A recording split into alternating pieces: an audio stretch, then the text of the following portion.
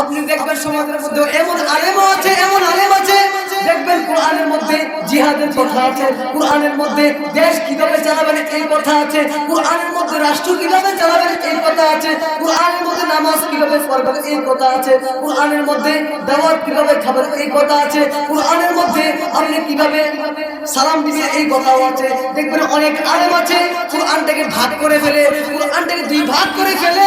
যে কথাটা সহজ, যে কথাটা বললে হাদিয়া পাওয়া যাবে, হাদিয়া পাওয়া যাবে, হালুয়া রুটি খাওয়া যাবে, এই কথাটা বলে। আর যে কথাটা বললে ফাঁসির কাস্টে ঝুলতে হবে, যে কথাটা বললে এই জামানার কথা বলতেছে, যে কথাটা বললে এই জামানার মধ্যে ফাঁসির কাস্টে ঝুলতে হবে, এই কথাটা বলবে না।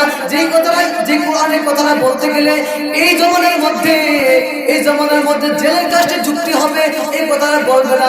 এমন আলেম এই বাংলাদেশে থেকে তার কোনো লাভ নাই। সে ভারত চলে যাক, তার মতো আলেম এই দুনিয়ার মধ্যে থাকা তার কোনো লাভ নাই। ঠিক না ঠিক?